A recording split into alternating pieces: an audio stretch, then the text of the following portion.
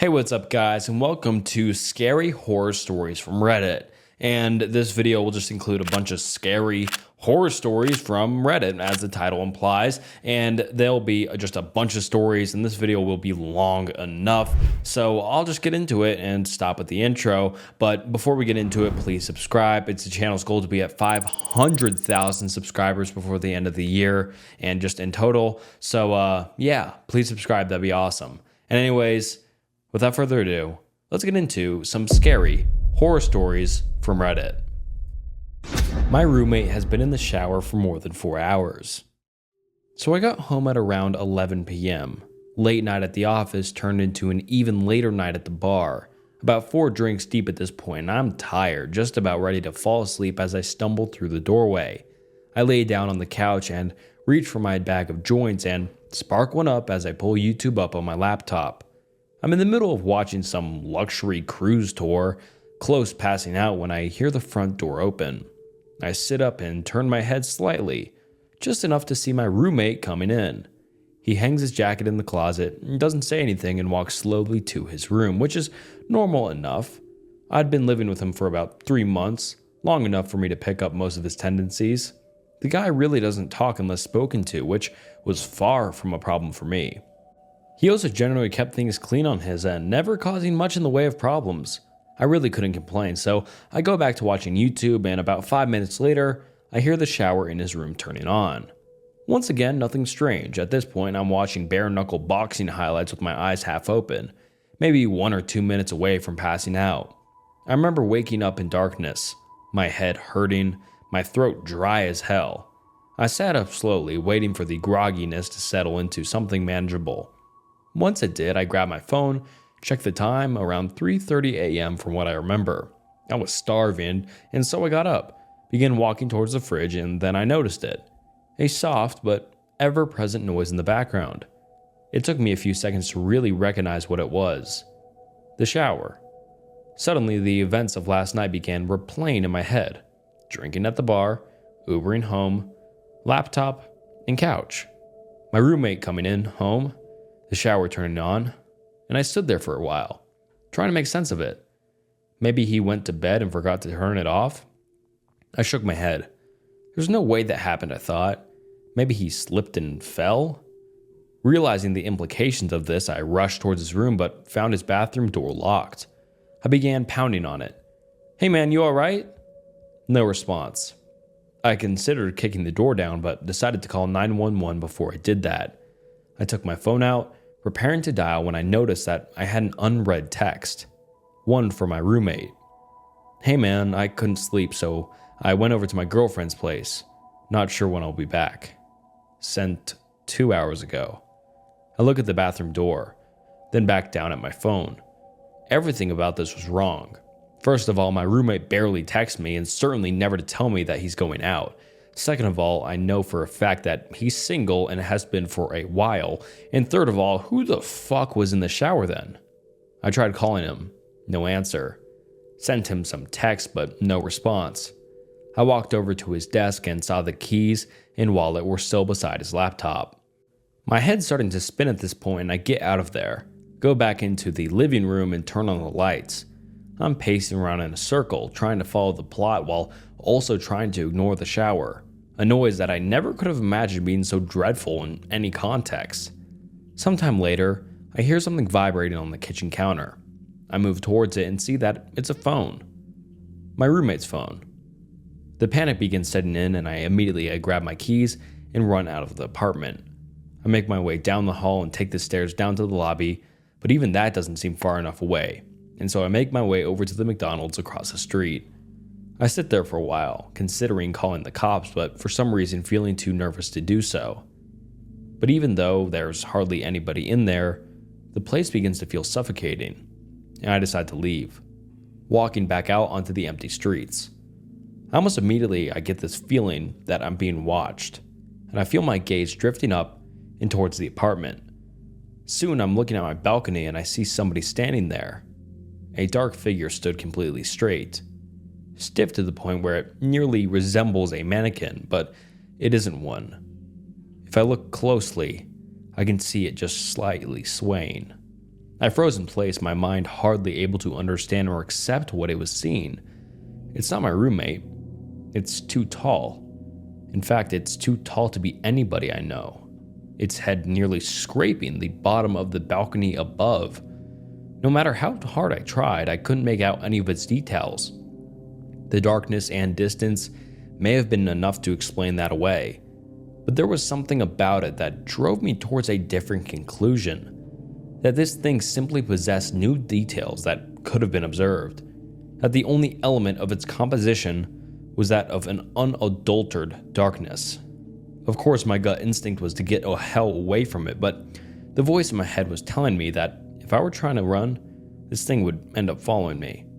I went back into the McDonald's instead, locking myself in the bathroom as I finally dialed 911. I told the operator that somebody had broken into my place, but that I had gotten out of there without them noticing, but that they were still in there. It was the story that most accurately represented the situation without making me come across as batshit. The operator told me that they would be sending somebody over for me to hang tight. I left the bathroom waiting at the table closest to the exit until I could see the red and blue light cutting through the darkness. I went outside to meet the cops, looking up at the balcony to find it empty, though the door to the living room had been left open.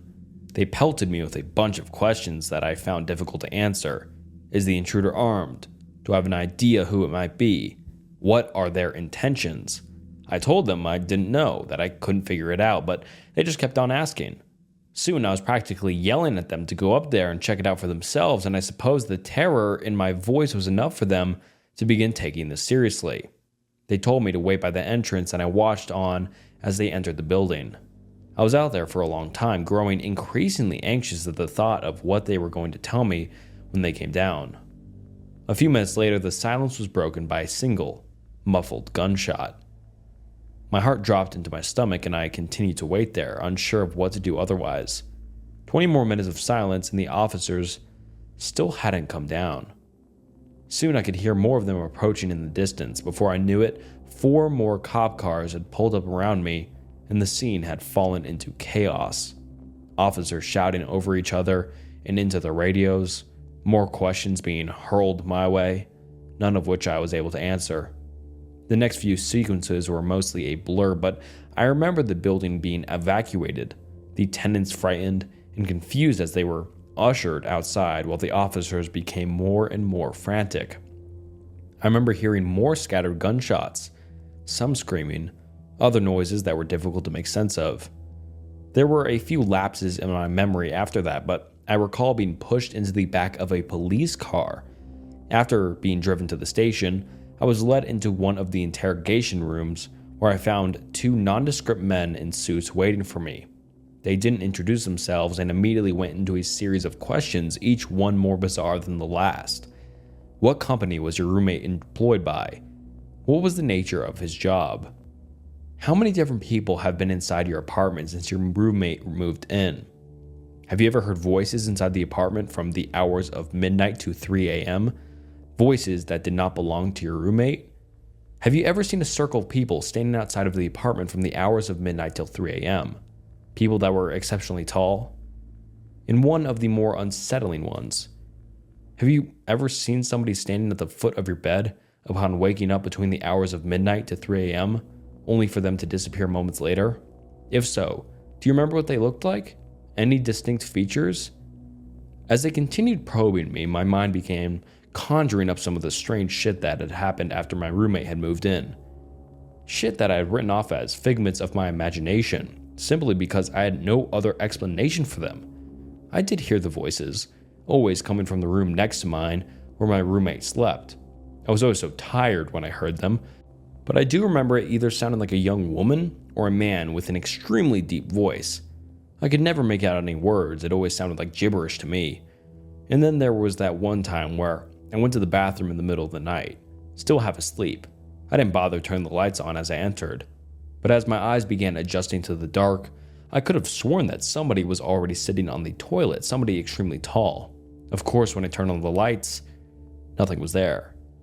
It was easy to chalk it up as a product of late night drowsiness at the time, and I had never really thought about it since.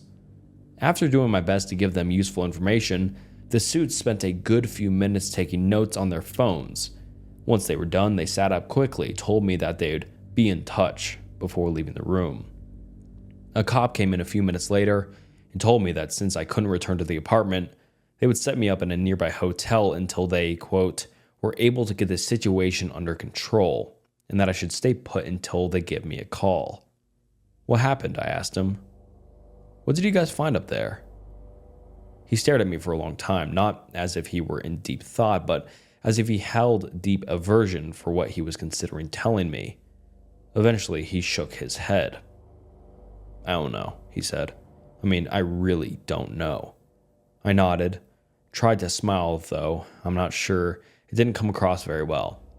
It's the next day now, and I'm in the hotel. Of course, I couldn't sleep, couldn't really eat. The officer hadn't called me yet.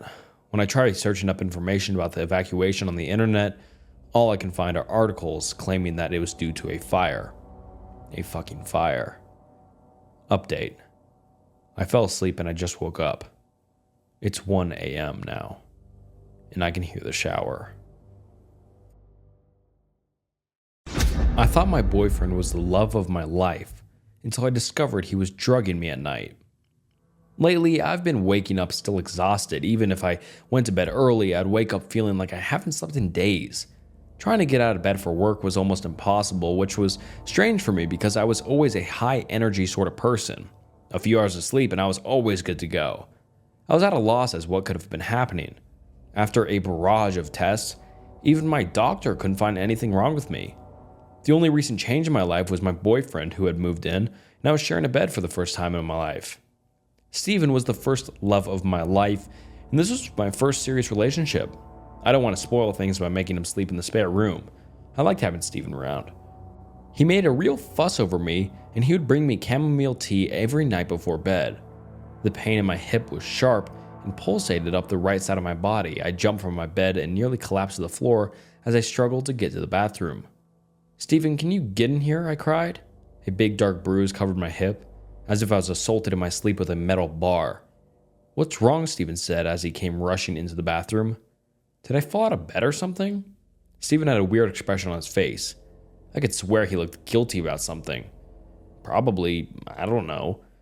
His response was dismissive, which sent my brain spiraling with all sorts of thoughts. "This is not normal, Steven. I think there's something wrong with me." "You should probably see a doctor then," he coldly said before quickly leaving the bathroom.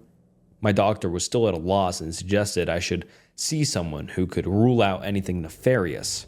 Steven was still dismissive of me as we drove to the hospital.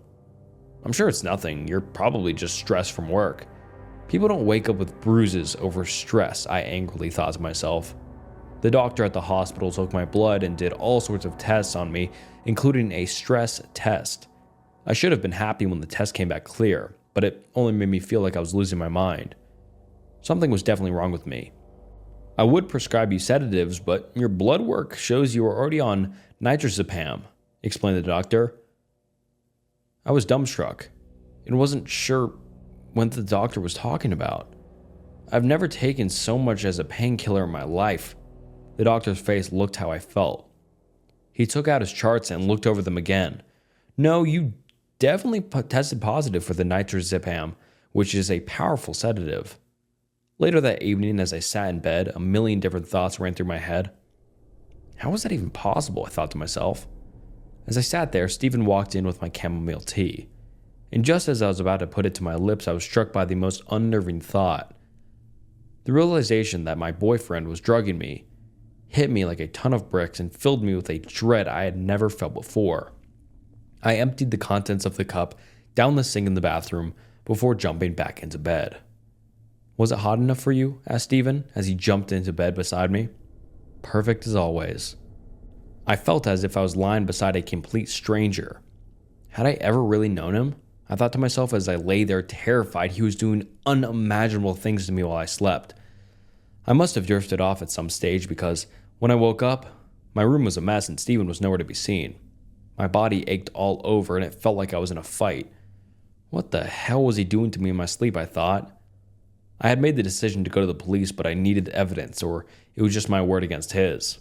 I had purchased a hidden camera and set it up in the bathroom. pointed in towards the bed.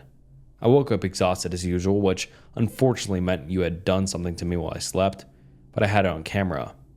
I opened my laptop to check the footage. For the first couple of hours of sleep, nothing happened. For a moment, I had hoped I was imagining everything until I watched myself jolt from the bed. At first, I couldn't believe what I was doing. It felt like I was watching a horror movie as I watched myself crawl up the bedroom wall like some possessed demon. I continued to crawl up the wall onto the ceiling, looking down over Steven like I was ready to pounce on him. Steven woke, and it was a strange watching him because it was like he was prepared for what was happening and didn't seem fazed by it. He took a stick out from under the bed as I pounced from the ceiling above, and he spent the next hour fighting me off. I watched as he subdued me on the bed before pulling out handcuffs and cuffing me to the bed.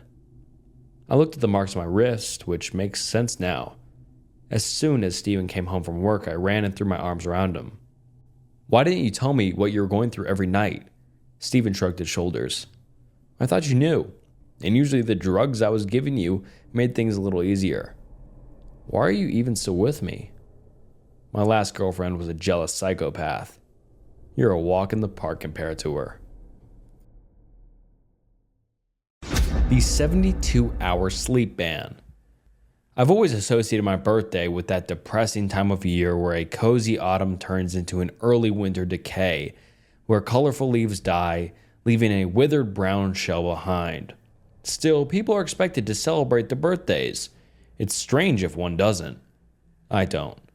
My fiance recently asked me why I never celebrate my birthday, and it's a hard one to explain. When you've been through something traumatic, everything sort of brings you back to that moment, one way or another. And while I'd love to tell her about it, I don't think I can without sounding like a maniac. I thought I'd start by telling my story anonymously and sort of go from there. It was the year I turned 13. "Since You've Been Gone" was blasting on the radio every hour of the day.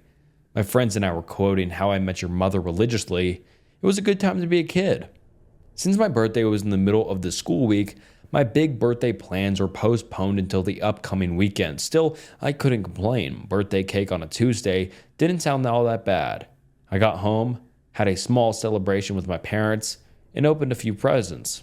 2 new games for my PlayStation 2. Score. I finished up my homework and browsed the net for a few hours ahead of my scheduled bedtime when there was a knock at the door. We rarely had visitors, so to have somebody knocking at our door at 10 p.m. was unusual, to say the least. My parents had already opened the door by the time I was halfway down the stairs. There was a man in a fancy jacket with a clipboard standing outside, along with 2 armed guards. I sort of fell into the middle of the conversation. "So we need you to sign the consent form, and we'll get started," the clipboard man said. "Any questions?" "This can't be legal," my mom said. "On what kind of authority are you?"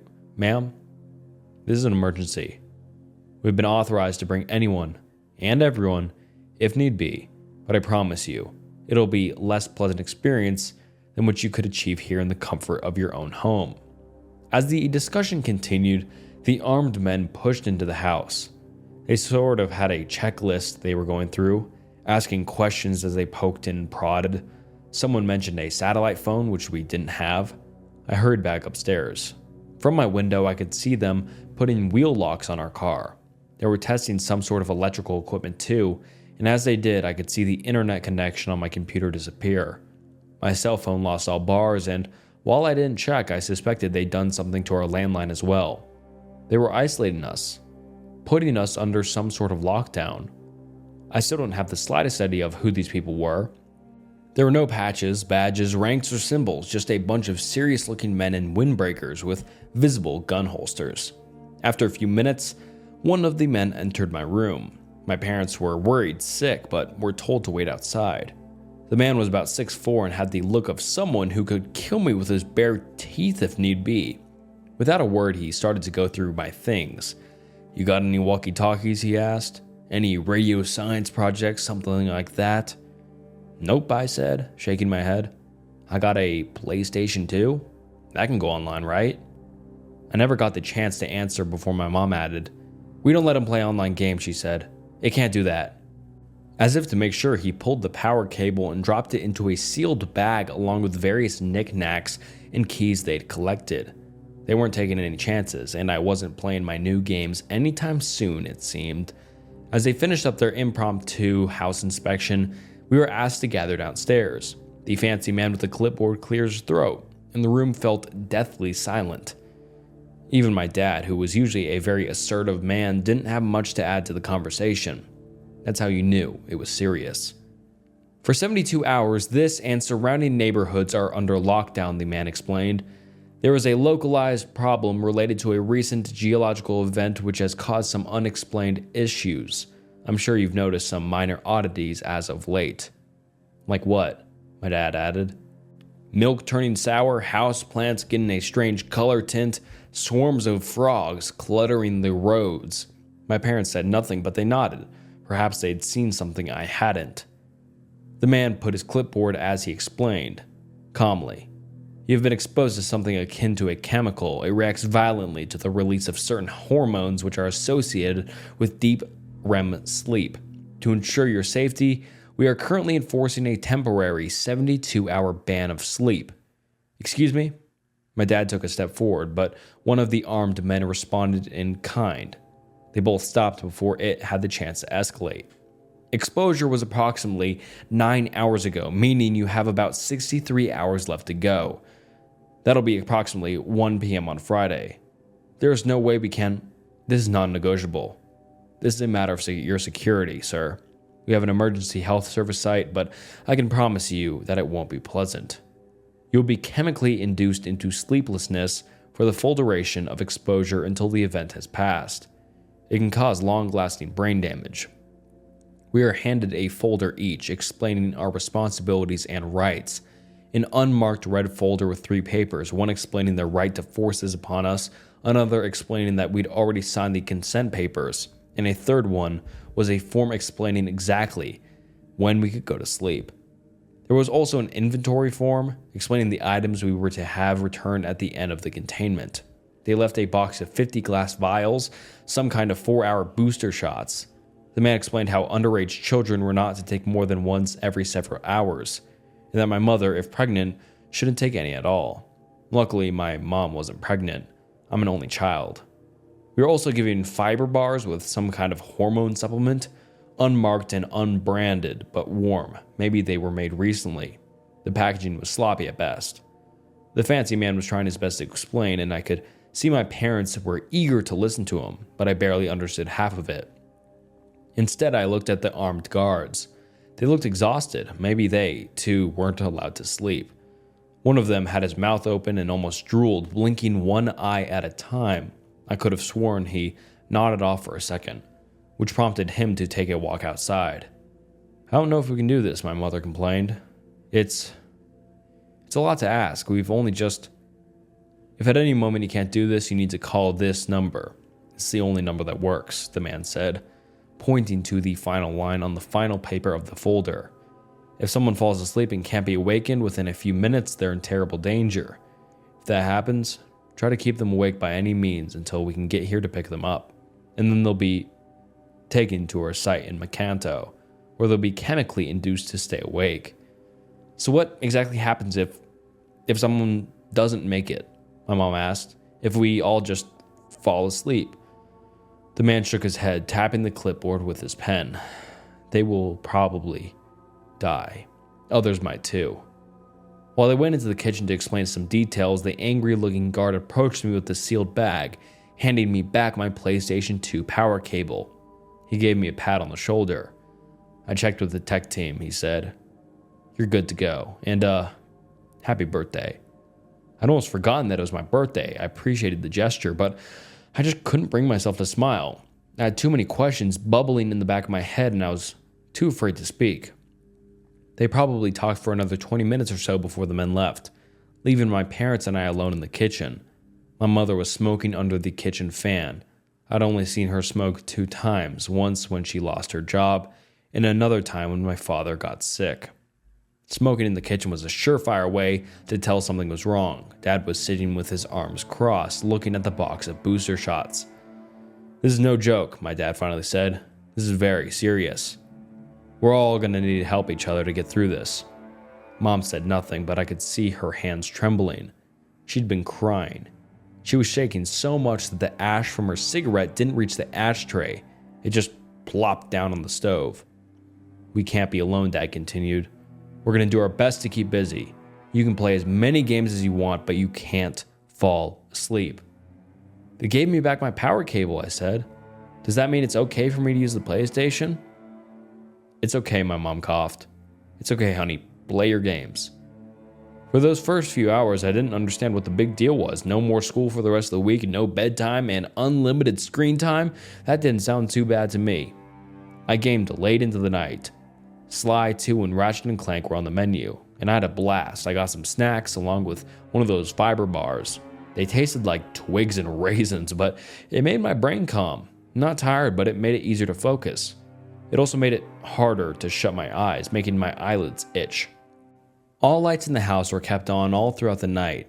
Mom and Dad kept playing music on the downstairs stereo, and they desperately tried to keep me engaged. I was engaged enough just playing games, so I think it was more for their benefit rather than mine. At 5 a.m., Dad took his first booster shot. I could hear it all the way from upstairs. He was cussing pretty hard. Apparently, those things tasted like a mix of stale rice and death. Mom took her first boost about half an hour later, but she mixed it with orange juice. Apparently, that helped. By 7 a.m., even I was feeling it. I'd never been up all night playing games like that on a school day before. Sure, I'd pulled all-nighters with my friends, but it was usually something we prepared for, so by early morning, I could feel myself nodding off. My parents were checking in on me every now and then and decided to act. We were having family breakfast, pretending as if we'd already slept. You're always cranky in the morning, Mom said. Try to imagine this is just that, another cranky morning. I knew for a fact that they'd slipped one of those boosters into my cereal. I saw 3 empty vials on the counter, and I knew none of them had taken a second one yet. Still had little choices but to try. We weren't even halfway through the containment yet. As we finished our breakfast, we could hear commotion outside. I was upstairs brushing my teeth, watching through the hallway window. It was our neighbors, Larry Peterson, the 55-year-old man who worked the fishing supplies at the local mini-mall, crawled out his front door. He was throwing up something black and blue onto the pavement. I'd never seen this man do anything more physically straining than trying to start a lawnmower, and now he was crawling on all fours like his life depended on it. I could hear his wife calling out from inside. She was screaming at him, but I couldn't hear what. Larry got up and almost leapt into the back of his pickup truck in a show of athleticism I'd never seen from him before. It wasn't until his wife got out of the house that I could hear what she was saying. "Larry," she cried. "Larry, wake up." I saw Larry Peterson grab a wrench, get out of the truck, and grab his wife by the hair. Suddenly, a hand covered my eyes. As my father dragged me away from the window, I could hear a scream turn into a gargle, followed by a hearty laugh. One I'd heard 1,000 times before. The same kind of laugh Larry Peterson would chuckle up whenever my dad tried to pull off a bad pun. My mind painted me a picture of what happened, and it wasn't pretty. My dad spun me around and stared into my eyes. I could tell he wasn't himself. There were lines across his face that I hadn't seen before. "Stay with me and Mom," he said. "Don't look outside. People are getting sick." "Are we getting sick, Dad?" I asked, a yawn escaping me. He shook me a little, as if to make sure I was paying attention. "We'll be fine," he said. "It's just a matter of time, but I don't want you to see people getting hurt. Larry isn't feeling well." There was a knock on the front door. Dad took point as Mom hid in the bedroom. I remember standing on the top of the stairs, looking over the railing to the floor below. There was a violent, angry pounding on the door. Larry Peterson's soft chuckle coming from the other side. He didn't say anything. He just pounded on the door with his wrench, laughing as he tried to get in. He went around the house, rattling our windows. He didn't get far before we could hear a car roll up. There was a popping sound, but not like a gunshot. I think they tased him. By the time I could hear Larry Peterson get dragged off, my mom had come upstairs with a smile taped to her face, asking me to show her how far I'd gotten in my new fancy video games. She was clearly trying to keep me distracted, but I didn't mind. At that point, I wanted desperately to be distracted. I could imagine Larry Peterson on the other side of the front door, his white t-shirt stained with a strange black and blue goo he'd thrown up, wielding that wrench with a manic grip.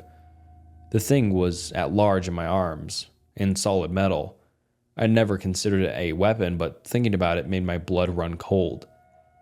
Had he really killed Mrs. Peterson? Why? Mom and I spent the next few hours playing video games. We also made a plan. We went through our old DVDs and decided on a watching schedule. She'd originally planned a walk, but now we weren't to leave the house. She didn't want to say why, but I had the feeling that there was something outside the Petersons' house that she didn't want me to see. Bloodstains, maybe. I was too afraid to find out. My parents tried their best to keep the mood up, but I could tell it was getting to them. My dad was mostly just standing there, leaning against the door, staring straight ahead like in a trance. Mom tried to occupy herself by playing games and watching DVDs with me, but she was counting the minutes until she could get her next booster shot. I wasn't eager to take one. They made my stomach all queasy. We made it all the way until noon.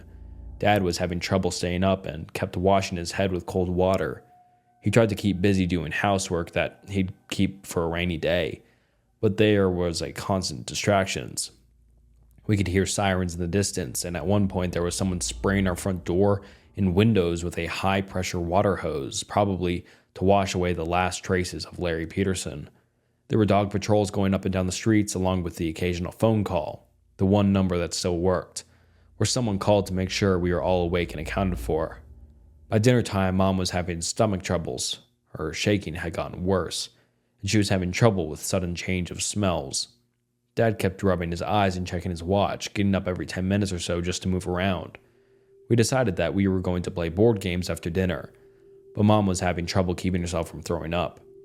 We ended up just reheating a lasagna from a few days back. I didn't mind.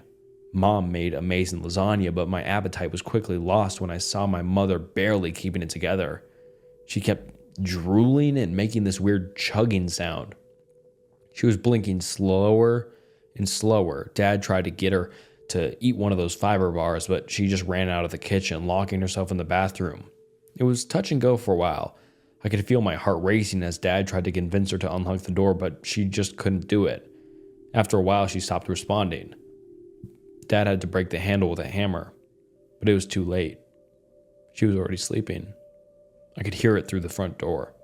As the door burst open, Mom had only been asleep for a couple seconds, a minute at most, but she was sitting on the toilet, her head leaning back, and something was coming out of her mouth, black and blue fingertips, poking out over the edge of her lips. Her throat undulated. The moment Dad grabbed her, she tipped her head forward, coughing. Dad washed her face in the sink, while yelling at me to wait in the other room. For a few minutes, I was just sitting there, ready to run or hide. It must have been too late, I figured. She could have already been affected, like Larry Peterson.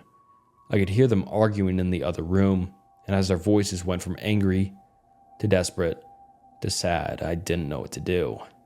When they finally returned, they sat me down to explain that we were going to be fine, that we were almost halfway through, and that we were in the home stretch. They were so kind, warm, and careful in the way they explained it. But my mind was 1,000 miles away. I had trouble focusing, and all I could think about was that strange noise I kept hearing in the background. Something outside. Dad was halfway through explaining how we weren't going to lock our bathroom doors anymore when something in me screamed at me to react. It was just a slight click, but it was clear as day. Maybe it was those booster shots, but I kept hyper-focusing on little details rather than big picture stuff, like an actual conversation taking place in front of me. I closed my eyes, and no less than a second later, there was a loud bang. Someone was shooting at us. It was only a couple of shots, but we dropped to the ground. One shot got lodged in the front door, while the other cracked the kitchen window. There were loud voices outside, laughing hysterically. They were talking, but barely making any sense. One of them sounded like she was trying to talk with food in her mouth. Mom and Dad kept quiet as 2 more shots popped off, one of them hitting the kitchen light. With an electric spark, it gave out, blocking out most of the kitchen. I could hear someone running and laughing as they continued down the street. In the distance, there were more gunfire, maybe someone responding in kind. "We can't stay here," Mom whispered. "We gotta call them." "You want to go to where they put Larry?" Dad answered. "To be put in a hospital full of these people?" They're shooting at us. We can't just... Mom quieted down and looked at me. She and Dad excused themselves to talk in private, while I was asked to move upstairs. I was to stay away from windows and I couldn't sit or lie down. They'd be up to check on me in a bit, but of course I was too curious. While still hearing them argue downstairs, I checked an upstairs window. I could see pretty far down the street, and in the distance I could make out a car stalling on the side of the road. The headlights were still on, but it was surrounded by at least 6 people. 2 of them were dressed like the armed guards we'd seen earlier. It took me a while to realize there was an old man sitting in the car. I'd seen him around a couple of times, but I didn't know his name. The surrounding people were trying to crack the car windows with various weapons. Tire irons, bricks, hammers, lead pipes, whatever they could get their hands on. It didn't take them long to break through. They reached in to pull the man out, who was far too off for me to hear the screams, but I could vaguely see what they were doing. They held him down and covered his face with their hands, his eyes, his mouth, his ears, leaving only his nose to breathe through. Then they just sat there. It took me a moment to realize what they were doing. They were forcing him to sleep. After a few minutes, they let go of him. The old man slowly stood up, leaning against his car, and started to dry heave. After a while, the same blue and black goo that I'd seen from Larry Peterson started pouring out of his mouth, stopping only as he coughed up some kind of clot that could barely fit in his mouth. A clot that moved. As he straightened his back, he looked at the strange group, and they walked down the street together. Some jogged, some sprinted. One of them crawled, but it looked like he held onto something with his teeth. Either that or something was coming out of his mouth. Something long. As they hurried down the street, I could hear more gunfire. In the distance, coming from another way, I could see another group of people, at least a dozen, but heading in another direction. Roaming gangs of sleep-deprived sick people. God knows how this thing affected them long term. When my parents were done discussing, they sat me down to explain that we were going to stay indoors and keep away from the windows, just in case. We were locking all doors and windows, closing all curtains, and not playing anything louder than necessary. We were to draw as little attention as possible. Of course, I agreed. What choice did I have? That night, I could tell things were deteriorating. Dad almost took a double dose of booster shots as he forgot he'd taken the first one, but Mom stopped him. There were no phone calls coming in. They'd stopped checking in on us. Mom even tried calling, but the line had been disconnected. The gunfire outside was further away, but more frequent. We could hear cars honking, but no sirens. Then there were fires, at least 2, somewhere downtown. We could see the smokestacks from afar. Mom wasn't doing well. She couldn't eat, and at times she could barely stay on her feet. She kept talking out loud even if no one was in the room with her. She had to lean against things to stay upright. She couldn't keep the fiber bars down, and she walked around with her head bobbing back and forth. Dad tried his best to keep her active, but he was having trouble as well. No matter how many cold splashes he took to the face, he just couldn't stay attentive. I wasn't doing well either, but nowhere near as bad. I still had my appetite, and I took my booster shots, but I could feel the side effects. My hands kept shaking, and I had a nasty headache. There were these pinches down my neck like someone was shocking me with a wet battery. I'd imagine things moving just outside my vision. I kept turning around to look at the windows as I'd start to hallucinate that there were screens. By morning, there was a new problem. Both the power and the water had been cut. There was a small lake a short walk from the house, and we had no choice but to try and get some water by hand. We had some drinking water stocked in the kitchen, but we needed some for the bathroom. Mom volunteered to go, but that was out of the question. She could barely stand or make a coherent sentence. There was no discussion. Dad had to do it. We watched him from one of the upstairs windows. The sun had just risen, bathing the withering landscape in long, sharp shadows and a sickly bright glow. Mom was just staring blankly ahead, as if trying to remember what was so important. Isn't it your birthday soon?" she said out loud. "That was Tuesday," I responded. Did you wish for you to get older?" she asked. I wish for that. I want you to be able to get older." She looked at me and laughed manically. She blinked one eye at a time, her left eye lingering a little longer than her right. Her eyes were sunken and dark, and she kept giving me cross eyes. I think she meant well, but that look she gave me was nothing short of terrifying. It was like she'd been reduced to her most basic self. My mom was still in there somewhere, but most of it was just gone. After about an hour, I spotted Dad coming back. Mom and I were both relieved, but it didn't last long. I noticed he wasn't carrying any water. Moments later, I could see he wasn't alone. There were about 24 more people coming with him. Mom didn't seem to react. She just looked out the window and nodded to herself. For a moment, she was almost falling asleep standing up, her mouth moving up and down on its own like a bass out of water. I could see something moving in her throat. I shook her, and in a moment of clarity, she looked out the window again. As I heard something pound against the door downstairs, Mom pushed me into the closet. She ran downstairs to get the remaining booster shots and dropped it all on me, along with a wristwatch and a couple of fiber bars. Someone will get you, she said. Just wait and stay awake. I'll try to think of something. I didn't have the time to protest before she slammed the closet shut. I could hear a key slide into the lock downstairs. Dad may have forgotten something about who he was, but he hadn't forgotten how to use the house keys. I just sat there in the dark listening. I curled up into a ball. I didn't want to get too comfortable. I could hear furniture being turned over, unfamiliar voices yelling obscenities or incoherent nonsense. A fight broke out, and I could hear someone throwing something. Another person ran up the stairs and into the bathroom, repeatedly kicking the bathtub. A woman screamed, then a man. There was a gunshot, followed by windows being broken. I could hear a muffled scream as if someone was held down, maybe like they did with the old man outside the night before. I must have sat there for hours. In the dark, it was hard to tell if my eyes were open or not. I couldn't tell if I was really hearing something outside or if I was just imagining it. I could hear voices and whispers, but they didn't seem to make sense. Sometimes I imagined them standing just outside my door, asking me for the cheat codes for the games I'd played.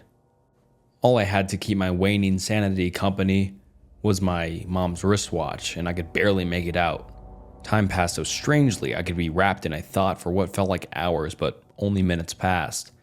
Then I would catch myself staring straight ahead, and 2 hours could disappear. I kept repeating the next scheduled hour for the booster shot like a mantra, but things were getting stranger. The clock would go backwards. I'd imagine someone sitting across from me, a pair of white eyes staring back at me from the dark. There were little voices telling me to go to sleep, and I found myself nodding off. I could feel something moving in me, like a hand trying to fit into a glove. I finally gave up and got out of the closet. I could barely stand as I dragged the booster shots and fiber bars along in a plastic bag. I didn't care if there was anyone downstairs. I needed to see something. I needed light or some kind of stimuli. The whole house was trashed, every piece of furniture broken, every light smashed. There was blood splatter on the walls, and the front door was hanging on a single hinge.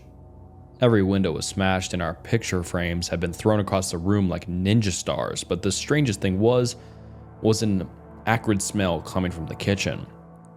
At first, I didn't understand what it was. It looked like a person, but there was something wrong with the limbs. After a few seconds of adjustment and trying to force myself to clarity, I realized it was a dead body.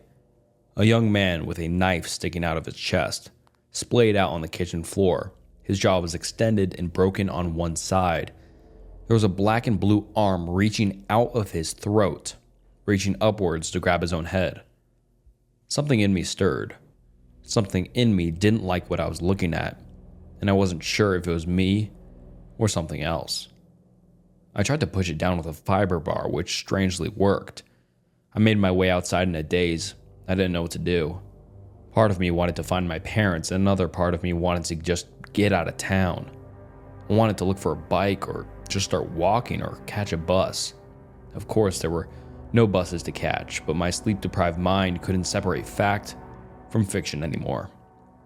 That entire night was one long living nightmare. I kept imagining things coming out of the dark. I could hear voices telling me to turn around, to stop, to run all at once, and none at all. I could barely keep my balance, and stopping even for a moment would send me straight to sleep. I had to keep going.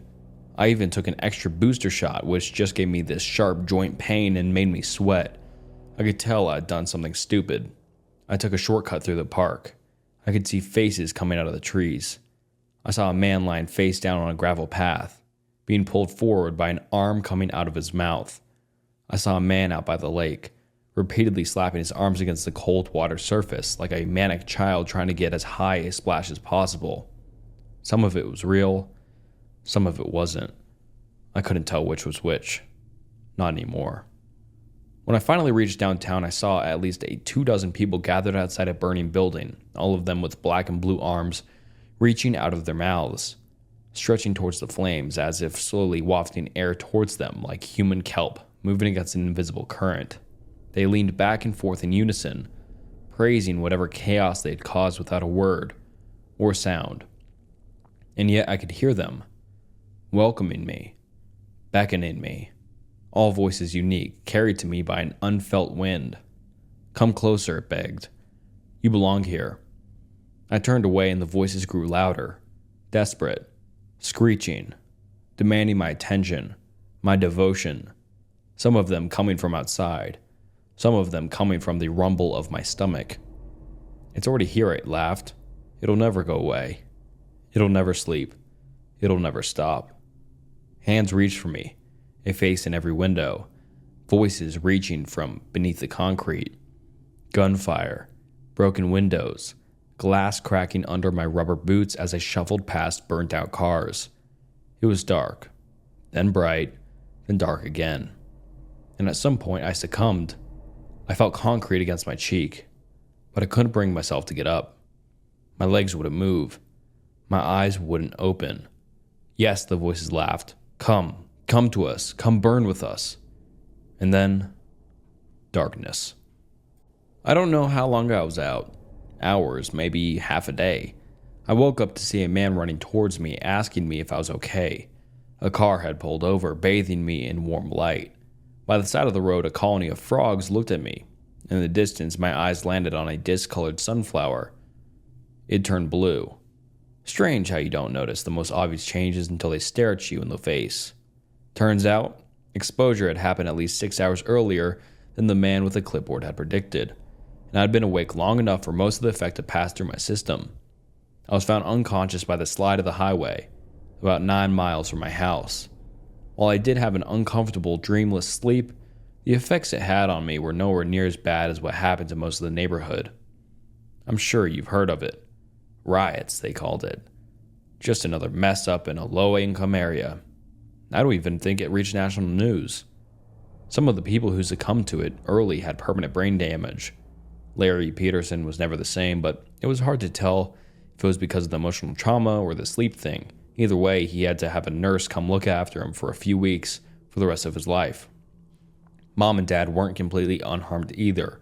Mom developed some kind of narcolepsy after that night, spontaneously nodding off at the most inopportune times. Dad lost his sense of taste and smell. To this day, they're having a hard time explaining what exactly they experienced. To them, it was just like going to sleep and having the most horrible nightmare, only to wake up in a hospital bed. Sometimes I wonder if I did fall asleep. Some of the things I saw were so strange that there was no way to tell me if they were real or not. I vividly remember that scene of hands waving back and forth outside that burning building downtown. It had to be real. That building did burn. As you might imagine, I have a hard time looking back at this. Thinking too much about it gives me this icy feeling in the pit of my stomach. Like a small part of me believes that this was all just a big nightmare. That I'm just still like clocks tick away from waking up in that closet with someone standing just outside, waiting for me. Or maybe it's something inside of me, still waiting to grab the reins. Maybe it's just a night away. My daughter had been prying at the door handle every night. It's gone from adorable to disturbing. I remember the first time I heard it. Click. Click. Honey, what's that? I asked my wife Carmen, after waking up in the middle of the night to a strange sound. What's what? She replied in a groggy state, frustrated that I had woken her so late. But the sound had stopped. The next night I heard it again. Click. Click. What could that possibly be, I wondered as I woke my wife again. This time she heard it. It sounds like the doorknob. But by the time we walked over to it, the sound had stopped. Luckily for me, back when I lived in the city, I'd always gotten into the habit of locking my bedroom door, and that tradition continued well into moving into my wife's apartment, and even our current home in the suburbs. The following night, we didn't hear the sound. Perhaps we were both in too deep of a sleep, or maybe it didn't happen that night. But either way, we thought the strange occurrence was behind us. Until the next night, when we heard it again. Click. Click. "Is that what I think it is?" Carmen asked. "It most certainly is," I replied, a chill going down my spine, as the recurring sound was beginning to genuinely terrify me. This time I tiptoed over to the door, careful not to alert whoever was turning it, and opened it quickly, only to find my 8-year-old daughter just standing there, staring at me. "Christy?" I asked. "Yes, Dad," she replied. "What are you doing, dear?" She nearly scared me to death. "I missed you and Mommy." It was so adorable that I nearly forgot how creepy the sounds of the previous nights had been. "That's all?" But then she simply turned and walked away. "Good night, Daddy." I climbed back into bed and let out a sigh of relief, relieved that my daughter was the source of the sound. But the next day, I started to think about it more, about the number of times it had happened, and how, after claiming to miss us, she simply walked away. So when it happened again the next night, I didn't open the door. Instead, I simply tiptoed over to it and listened. Click. Click. I heard my daughter tugging at the door handle, twisting and turning it into a clear attempt to pry it open while we were sleeping, or at least she must have assumed. That's when the whole thing began to actually terrify me. If she was trying to open the door and get into the bedroom while my wife and I were asleep, what did she intend to do? I became obsessed with that thought, to the point where I couldn't fall back asleep that night, and hatched a plan to get to the bottom of it.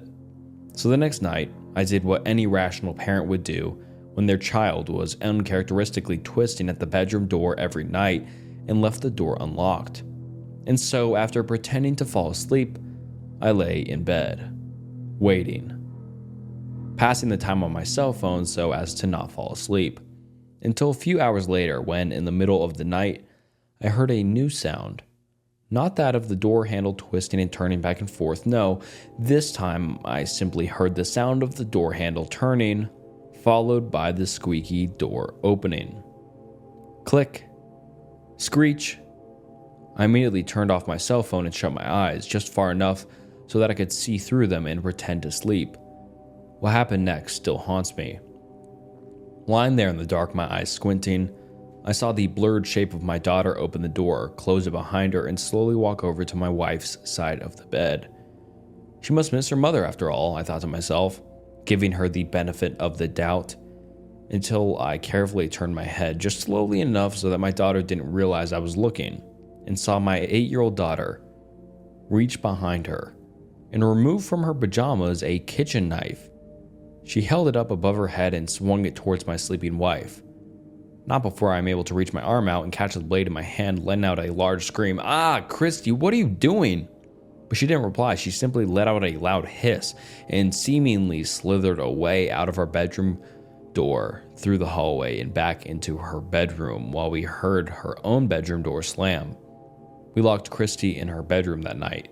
Before my wife drove me to the hospital, as I relayed the night's events, my impaled hand more than enough evidence to convince her of what had happened. I would like to say that after we got back, my daughter returned to normal, the sound of the door handle stopped, and we went back to being a family, living out our lives happily ever after.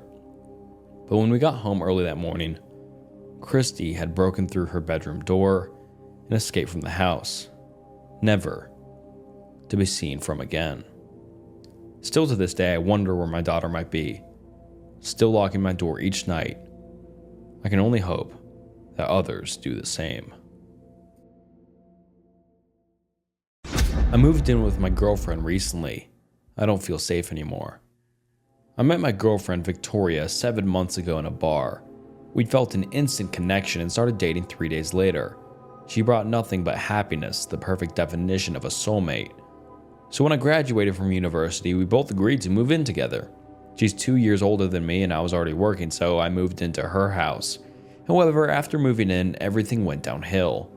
The first incident happened on the first night of moving in. Victoria works night shift, so she was getting ready to head out. "Babe, I'm off to work now. Just to tell you again, the neighbors next door get a little cranky at night, so just ignore them," she said sweetly. Yeah, I get it," I responded. I gave her a kiss goodbye and she left, leaving me alone in her house. I sat down on the kitchen table and got to work. For context, I work remotely as a character designer for a video game company. It was peaceful for a few hours until the clock hit 2 a.m. The cranky neighbors began screaming profusely. I couldn't hear what they were saying, but it sounded like an intense argument. I tried ignoring it for a while, but eventually the sound became unbearable. Banging was heard on the walls, glass shattering on the roof, followed by more screaming and arguing. So much so, it sounded like multiple voices overlapping each other. I tried blasting music in my headphones, but that didn't even help. Eventually, I couldn't take it anymore, so I called it a night and stopped working. The next day passed by in a flash. I chose not to tell Victoria about the neighbors since it was apparently normal, and I didn't want her to think that it bothered me so much.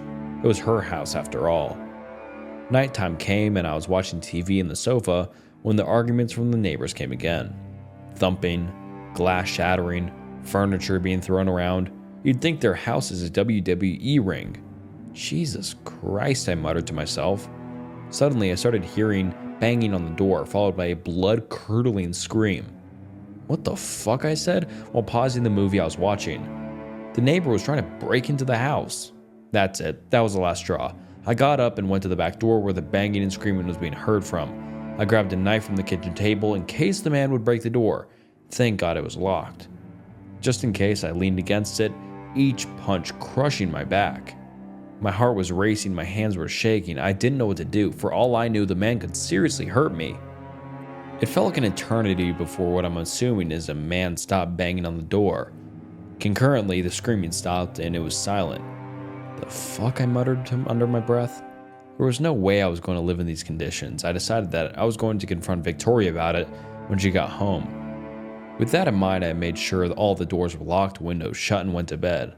A few hours later at 6 a.m., my girlfriend got home and laid down in bed next to me. She hugged me from behind and gave me a kiss on the nape, waking me up. "How's everything?" she asked softly. "Were the neighbors loud?" I grunted and turned my head to face her, rubbing my eyes. "What?" Victoria giggled. "How did it go with the neighbors?" I found it strange that she asked me today, but not yesterday. Maybe it was me being tired. "The husband tried breaking in," I said. "He banged on the door for at least 2 minutes screaming. I thought this was the end for me. Seriously, Victoria, I don't think this house is safe for us to live in." "As long as the door is locked, you'll be fine," she smiled sweetly. I gave Victoria a serious look. "Listen, I can't live under these conditions." I tried to say it as nicely as possible. "I didn't even feel safe in this house last night. You're telling me this is gonna happen every single night?" Victoria looked down, her eyelids drooping down in discomfort. I felt sorry blaming her for something that wasn't her fault, but we obviously needed to do something about it. I can't fear for my life every night. "I'll call the wife tonight and see if anything can be done." She hugged me tightly. "Okay?" I smiled and kissed her forehead. "Thank you, baby. I know it's not your fault, but it's impossible to live in fear in your own house every night." On the following evening, Victoria left for her night shift. Once again, I was left alone in the house. She texted me around 15 minutes later, telling me that the problem was solved and that it should be better tonight. I thanked her and laid down on the sofa to wind down. I ended up falling asleep while watching a movie. I woke up a few hours later at 4 a.m. to screaming from the psychotic neighbors once again. Furious, I got out of bed and prepared myself for confrontation. I was ready to finally get to the bottom of this. However, as I walked closer to the door, something felt off. I noticed the voices and banging a little closer than usual, as if they were in the same house. It was the first time I ever really paid attention to where the sound was truly coming from, but it was still unexpected. Subtle, but unexpected.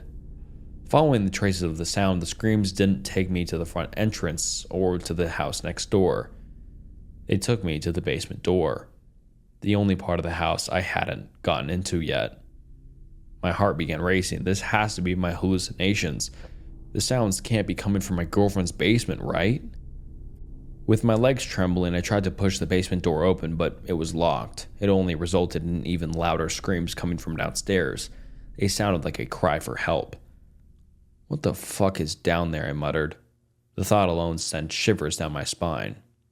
Thankfully, or unthankfully, my uncle taught me lockpicking when I was younger in case I was in a dangerous situation when I needed it. Thanks, Uncle Will.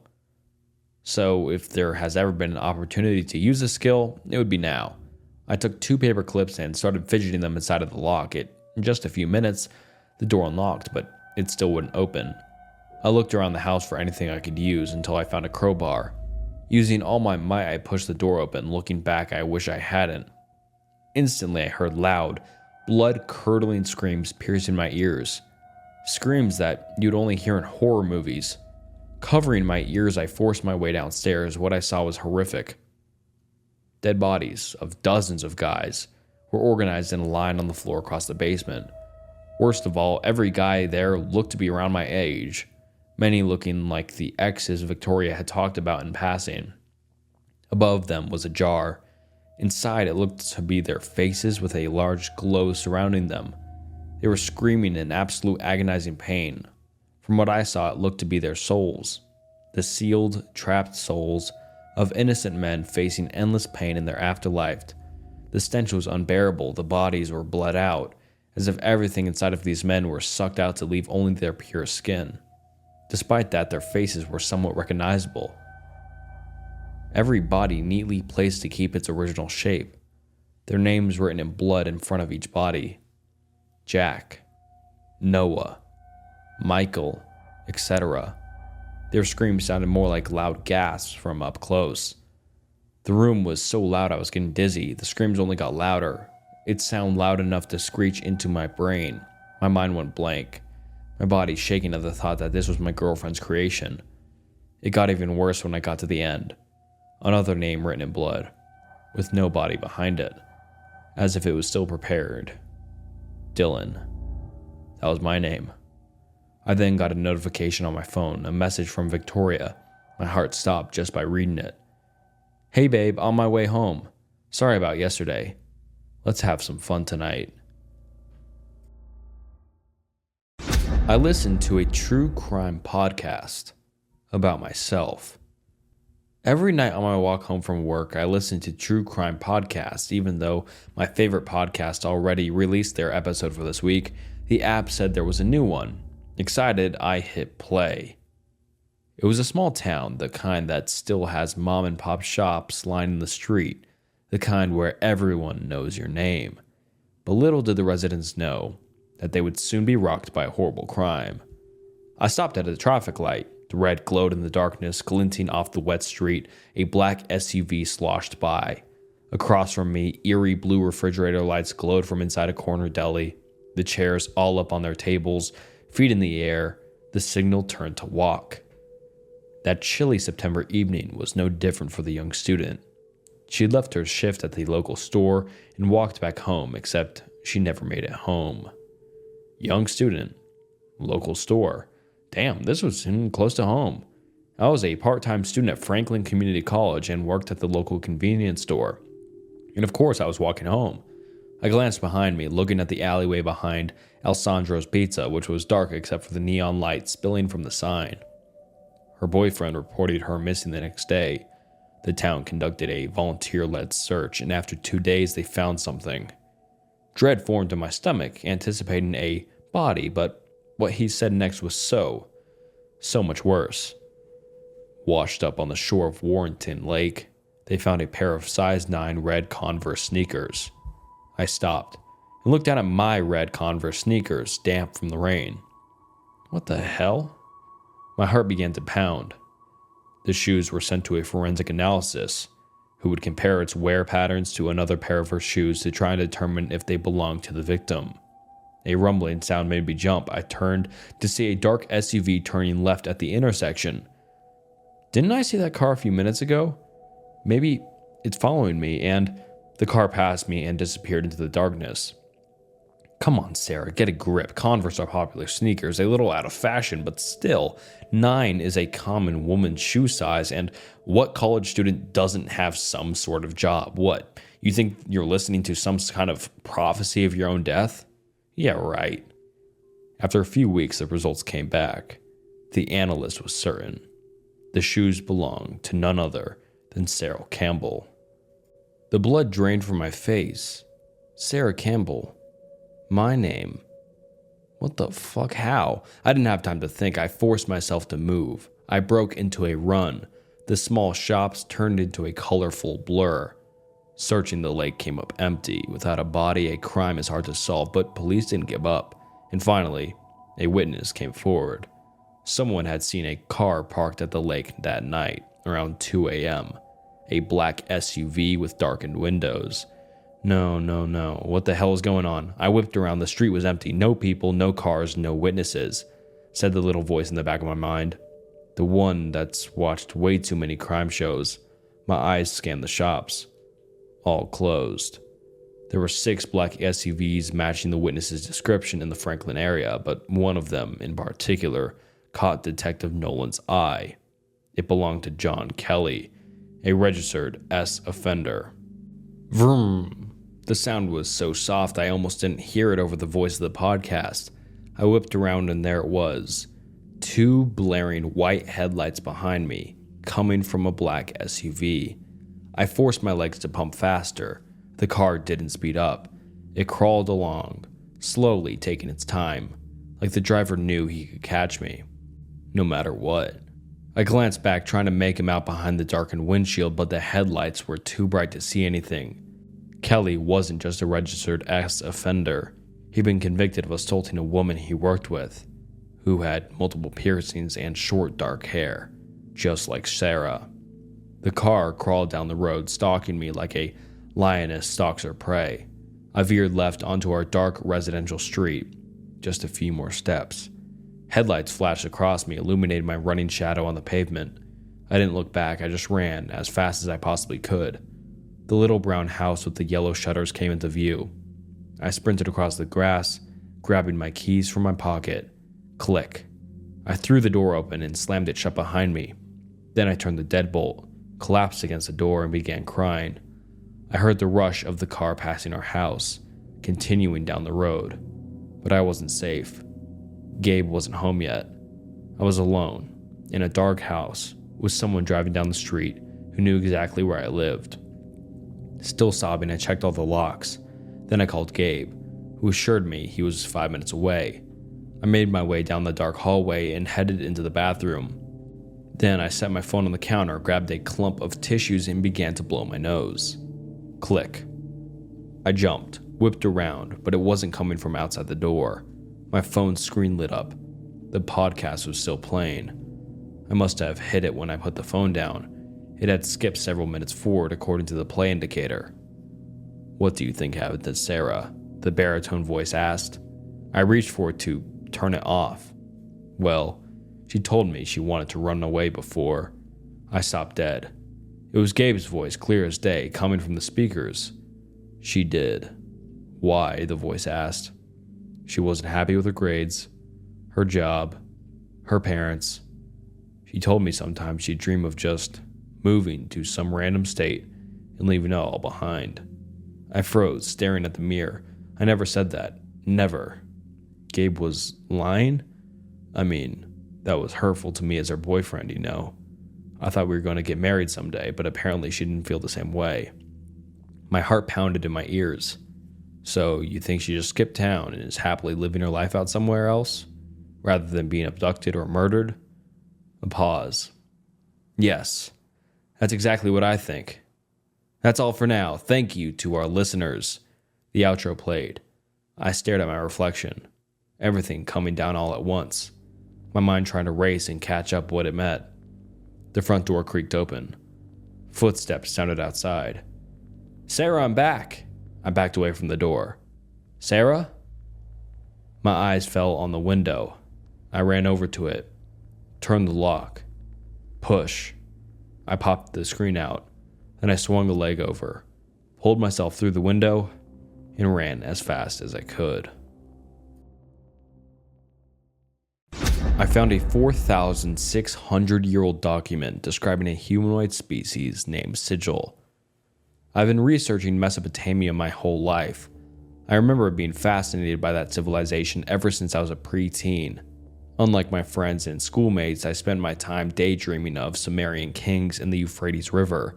I then grew up, went to college, and became a summer researcher.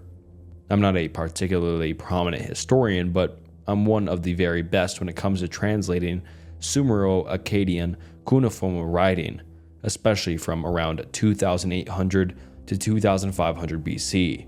I wasn't expecting a lot when I was invited to translate some newfound tablets. I mean, I was personally excited, but was sure the contents would be mundane enough. My employer was a little private museum in Istanbul and specialized in artifacts from the Gilgamesh dynasty, and prided itself from having snatched these new items from the British Museum. I was welcomed at the airport by the owner's second assistant, a flamboyant and clever Arabic man who spoke English with almost no accent. I've been assigned to accompany you during your stay, madam. Please inform me of your every need. Ayman was a pleasant man around my age, the Turkish version of an English butler. He gave me space to work, but politely reminded me of making at least 2 meals a day when I was too deep in my work. His presence helped me so much with my productivity. Still, no matter how great an experience it was, I'm terrified of my findings. The following is my translation of one of the tablets. We humans are being killed daily. The sigil are an inferior species in every way, but they have something we lack. Something that should be a curse and yet somehow is their biggest strength. They don't know when to give up. They surprised us with their resistance, and they are so numerous. The sigil took a habit of procreating like the rats or ants, and now they are as numerous as the stars in the sky. They always had plenty of children, but most of them would die of disease or being attacked by the predators on their precarious houses. That way, their numbers were always around the same, unless they were on war between themselves, which happened constantly for simple resources like water. But now some of the sigils, merely through observation and the trial and error method, learned of our medicine and architecture, and they started to flourish and prosper. Too much. After invading and overpowering their fellow sigil from other tribes, a group reached our empires and slaughtered us. We hit them back, with our better horses, better weapons, better built men, and we slayed them, but despite that, they never stopped. They are indefatigable. I wish I could understand why. We're taller, stronger, and dotted with brains they would think only a god could possess, and still they fight. Just because they learned how to walk on 2 legs a while ago, they think they can rule the world, despite the fact that their reasoning is puny and their sciences are non-existent. They don't even know how vast the world is. That's laughable. Like their ancestors, even inferior hominids, their life is only worth after procreation. So their children dead before mating age are useless and forgettable. This primitiveness is what enrages me about them the most. The sigil wants all our secrets, our king. They want to be us. Tired of seeing my sisters and daughters die, I'm utterly ashamed to admit that I was scared and reached out to the king. I advised him to strike a deal with the sigil. At first he refused, but after a lot of our blood was shed, and only around a few hundreds of us remained, our king, Gilgamesh, finally decided to surrender to the inferior species so the rest of us could be safe. We would retreat to our underground city and live safely for generations to come.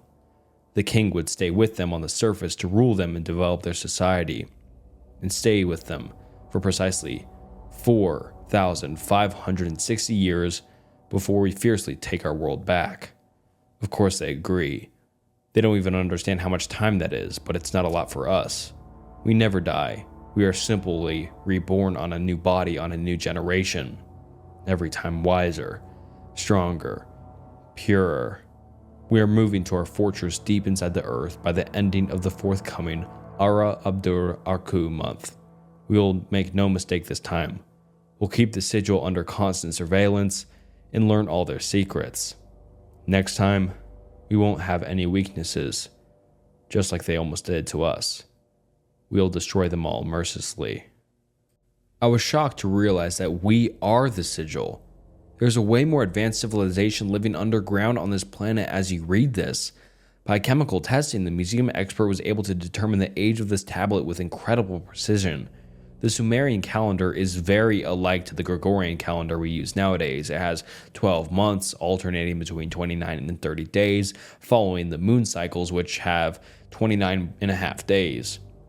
There's a 13th month with 33 days called Ara, Adaru, Arku, that only happens every 3 years. It was added to compensate for the discrepancy. It wasn't hard for me to convert 4,560 years for them to our Gregorian calendar, using the tablet's age as the year 0. And I found out that the real humans, with their superior brains and hatred for us across millennia, are coming back to reclaim their land soon? How soon? According to my calculations, the 4,560th Sumerian year is next year. There is no such thing as Area 51.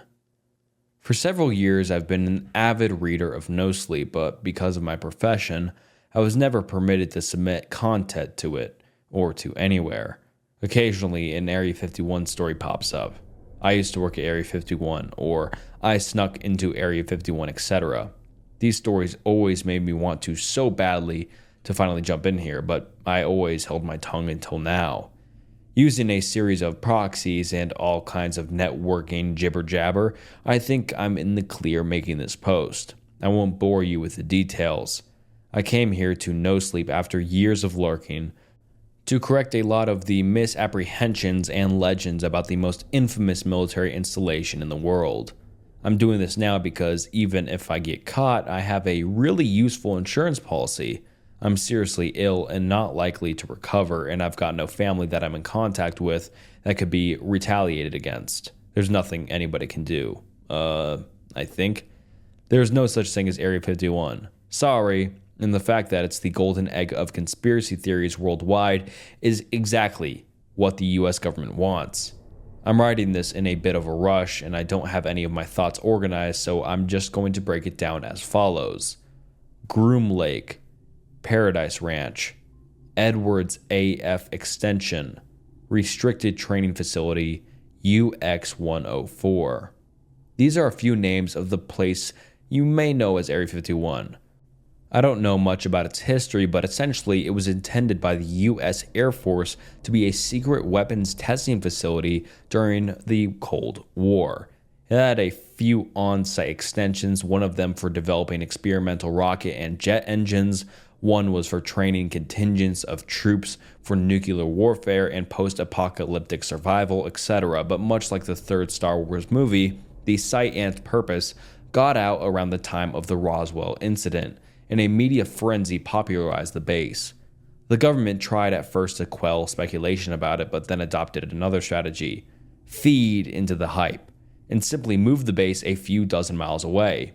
Today, Groom Lake, or Area 51, is a small but functional military airport and base. It's got a bunch of bunkers, mostly housing low-security servers, and some munitions tests are performed there. Staff are regularly moved in and out, mostly folks who are low on the totem pole and trying to climb up the ladder to the real facility. There are some very outdated nuclear fallout shelters that are still maintained and used for storage. The facility consumes an enormous amount of power, and everything possible is done to make it look like a well-guarded military base that is engaged in some huge secret operations. The employees really do fly there every day from Las Vegas on conspicuously inconspicuous jets marked as Janet, sometimes referred to as just another non-existent terminal. And they want you to notice and wonder. They want you to wonder where those jets are going. And they never want you to spend 1 second thinking about where they came from. The real Area 51. This is the most exciting part because, as far as I can tell in my very limited and clandestine researching, nobody has ever divulged the real secret before. It's pretty highly guarded, and they straight up murder people who are stupid enough to share it. Murder isn't even the right word. They erase people from existence, sometimes entire families. That's why the government freaks out when they find out that one of their employees is terminal and has nothing left to lose. It's why if you're an employee there, you only see their doctors, so that they know about your health before you even know about it. They want you to die real quick of a sudden heart attack so that you never have a moment to think about how you might do a public service and air their dirty laundry. And sometimes they induce those heart attacks when they determine you to be a HMT, or health motivated threat. But I didn't need a doctor to know that I am suffering from some malignant tumor that killed my father, glioblastoma multiforme. Every 3 months we get a health evaluation, and every 6 months we get a CAT scan. I simply didn't report the very damning symptoms this past eval, and I'll probably be gone before they scan me next. I really wanted to do this instead. Maybe just to be the first, I guess. The only other thing I've ever done with my life is fix computers. The real security military base in McCarran International Airport in Las Vegas. The history of the airport was always bound up in military involvement before and during World War II. The Army Corps of Engineers and the Air Force were building, storing, training, and doing all sorts of things there. Basically, the government, and its corporate benefactors in the military-industrial complex, of course, acquired full ownership of the airport around the time Area 51/Groom Lake exploded in the public eye.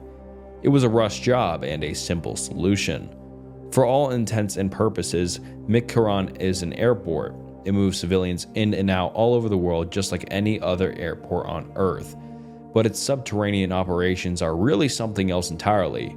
First of all, you have to understand the structure of this military base, because it serves ostensibly as a business of public transportation. Every single aspect of the base has dual functions. This is called masking, and it is deployed with remarkable effectiveness at McCarran. To name a few examples, the constant takeoffs and landings of airplanes provide sound camouflage for cutting-edge engine tests. The public completely ignores these sounds and dismisses them as the standard cacophony of airports. Some of the jets themselves are even equipped with technology under test, while others are used to transport hundreds of government employees dressed as vacationing civilians. At any given time in McCarran, up to 6 of the gates, corrected by reader, I initially said terminals, are filled with employees of the highest echelons of the US military and government. They sit around on their iPhones, dressed as college kids in their pajamas or wary businessmen, and they're paid to look the part.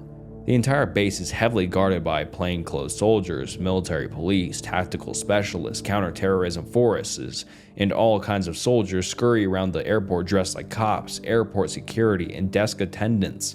Their weapons are usually concealed sidearms. The real firepower is packed by the boys waiting around underground.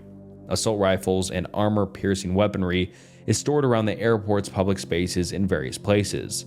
It's not hard to do because nobody's looking for it. And of course, they hire a good number of civilians to work the TSA and other positions. This is called mixing, and it's necessary.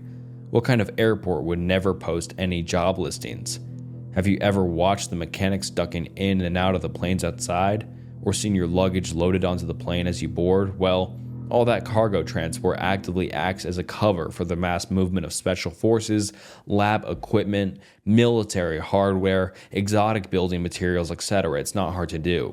They drive one of those rigs by with all the luggage spilling out of it, and then you instinctively don't question what's on the other 4 rigs behind it. We even have mix-ups and spills occasionally, and nobody bats an eye.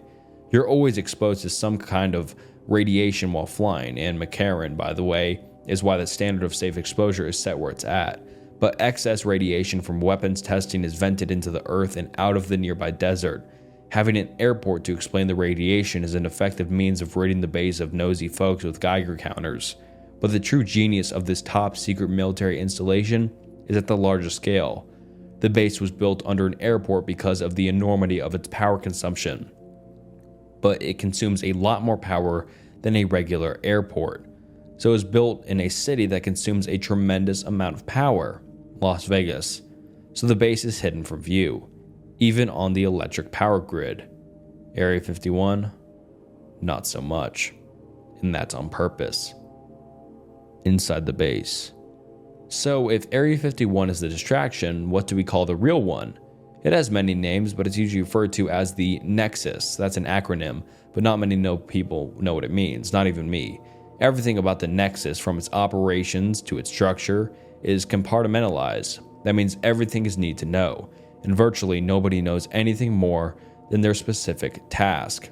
You could work in an office in the Nexus doing something like accounting and never have one single clue what the woman next to you does, or the guy down the hall. They say not even the president knows exactly what's going on there, just a few generals and some dudes in the CIA. The business culture here is insane. It's like North Korea. Everyone is smiling, everyone is fine, and everyone is happy to say just a few phrases about what they do, when we're allowed to socialize, which is not much. Every line is bugged. Every room has a camera in it, and nobody knows who's watching or listening or when. So that makes you think.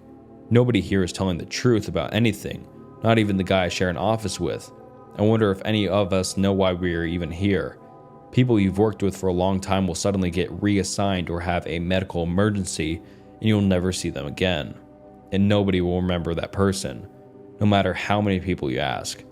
I actually got hired to do some programming for the Navy when I was in my early 20s out of college, and then got sent to Groom Lake to do server tests. They liked my IT/networking skills, so after a series of strange psychological tests and mountains of non-disclosure agreements and background searches, I got offered a job at a facility near Las Vegas proper. Here are a few stipulations of that job. By the way, it's a $1.5 million after-tax lump sum plus a $220,000 a year stipend, housing, car, medical paid for, but psychological breakdowns, anxiety attacks, grave health conditions, and family issues void the contract. I also signed approximately 2 new non-disclosure agreements per week, most of which read under penalty of death somewhere. Employees aren't allowed to leave the grounds for 5 years, and we all live underground. Terms of service is 5 years, then 4 in debriefing, wherein we get to live in Las Vegas but report to another facility 4 days a week. We are discharged and observed for the rest of our lives. Our passports are permanently void. We cannot ever leave the continental US. I heard a statistic that 20% of former employees commit S-word. I don't know if it's true, but if it is, I bet it's actually, quote, S-word. The base is underground. It's a network of large structures called hives, which form what is called the colony or the Nexus. We make lots of Resident Evil jokes, by the way, except unlike in the movie, the government doesn't try to make its employees feel comfortable with fake forests and windows overlooking digital cityscapes. It is a dark, dreary, Soviet-style labyrinth of halls and bunkers, replete with all sorts of submarine-like features, water and airtight hatches, trapdoors, reinforced blast doors, etc. The only exception are the office buildings inside where chair moisturers like me work. They look just like the office you work in, except the men with guns standing guard 24/7 everywhere, looking over your shoulder. Oh, and the beautiful, almost surreal glow of the cutting-edge laboratories that pock the lower levels of each building. I've never been in them, but I've passed by a few times. There are 4 hives to my knowledge, although I wouldn't be surprised if there were more. I work in Hive 1. I run some of the servers with a few other guys on one particular floor. There are 16 floors in our hive, but we monitor and maintain all of the servers in Hive 1, so we move around a bit. I've gotten to skim some of the data that passes through, and from what I can tell, we're the most boring hive. I've compiled the following list based on the things I've intercepted on our network, and also from hearsay from other coworkers. The Nexus has multiple networks, and they're all decentralized, but there are some ways in which they communicate, and it is via those lines of communication that I am privy to some sensitive information. Here's what I know. Hive 1 is finance, accounting, operations/organization divisions, troop training/housing, and some scale weapons testing. Hive 2 is chemical engineering, some nanotech research, and advanced psychological fitness, whatever that means, for elite military forces, probably Black Ops stuff and how to survive 30 years of solitary confinement at a Siberian prison. I also have reason to believe this is the hive where the big wigs meet and live. Hive 3 is the upper levels, bioweapon and disease research testing. If the government has zombies, they've got to be here. I've wanted to make so many fucking zombie jokes over the years, but I never know which of my coworkers is a rat. Lower levels. equals advanced space travel and space warfare technologies. Particle engines and gravitational beams and the like, guessing, no real evidence, science fiction stuff. And what's on email with all sorts of coded language marked A, B, which is widely believed to refer to astrobiology, that's alien life. Maybe it's just some single-celled organisms or fossilized plants from some meteor. Or maybe it's something much more advanced. Whatever it is, there must be some reason it's not on the upper levels with all the biologists. Hive 4. Total informational blackout. There are encryptions and firewalls and network security features protecting this hive that I've never seen before, not even on top secret Navy projects I worked in the past. I'm being very non-specific in the language I use to describe our server clusters and networks because I don't want to tell them exactly who I am. They'll eventually find out anyway. But there's a widely whispered rumor about Hive 4. Allegedly, the most terrifying thing in the world is in that structure on floor 15. There are a few unusual things about Hive 4. First of all, none of the top brass has clearance to get in there. They access it remotely via video feed in their conference rooms, and materials are often transported from 4 to 2 for physical review. I don't know why our bigwigs won't go into 4, but maybe it's because it's too dangerous.